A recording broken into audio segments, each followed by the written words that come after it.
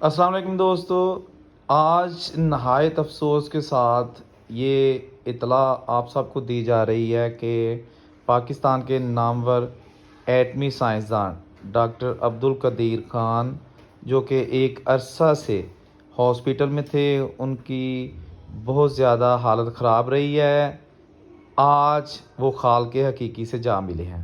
جی ہاں، پہلے بھی ان کی ایک خبر جعلی جو ہے نا، 1 ماہ پہلے پورے سوشل میڈیا پر اور بڑے چینلز پر شیئر کر دی گئی تھی کہ ان کی ڈیتھ ہو گئی ہے، جبکہ وہ خبر غلط تھی اور غلط نکلی۔ آج ان کی سنڈے یعنی آج ان کی ڈیتھ ہو گئی ہے۔ انا للہ و انا الیہ راجعون۔ دوستو، بریکنگ آپ کو دے رہے ہیں کہ محسن پاکستان ڈاکٹر عبدالقدیر خان ہم میں نہیں رہے۔ انہوں نے اپنی محنت سے پاکستان کو ایٹمی طاقت بنایا۔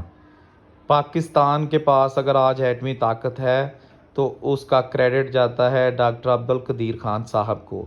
لیکن تھوڑی سی بدقسمتی یہ ہے کہ ان کو بیرونی طاقتوں کے دباؤ میں آ کر عرصہ دراز سے نظر بند کیا ہوا تھا۔ وہ گھر میں نظر بند تھے، کسی سے مل نہیں سکتے تھے، صرف اپنی فیملی کے سوا۔ اور اس کے بعد انہیں گھر میں نظر بند تو رکھا گیا، لیکن ان کی طبیعت اتنی خراب ہو گئی کہ ان کو ہاسپٹل میں شفٹ کرنا پڑا۔ آج وہ اپنے خالق حقیقی سے جا ملے۔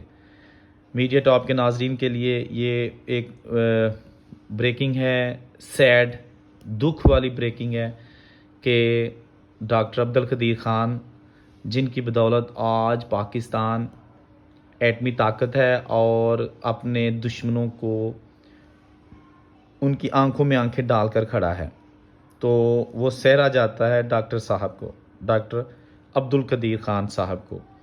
تو تمام دوست، احباب، ویورز اپنے اس ہیرو، اپنے اس محسن ایٹمی سائنسدان جناب ڈاکٹر عبدالقدیر خان صاحب کے لیے ایک بار سورت فاتحہ اور 3 بار سورت اخلاص اس کی تلاوت کریں اور اس کا ثواب اس ہیرو کی روح کو پہنچائیں۔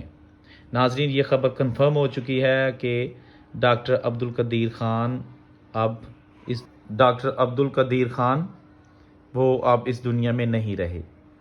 ایک عرصہ سے وہ لنگز کی ان کی جو پرابلمز تھی، ان کی بہت زیادہ بیماریاں ان کی باڈی میں جو ہے نا وہ داخل ہو چکی تھیں۔ لوگوں نے بڑی دعائیں کی اپنے اس قومی ہیرو کی صحت یابی کے لیے، لیکن ہوتا وہی ہے جو خدا کو منظور ہو۔ تو ابھی تک کے لیے یہی ڈاکٹر عبدالقدیر خان انتقال کر گئے ہیں۔ انا للہ و انا الیہ راجعون۔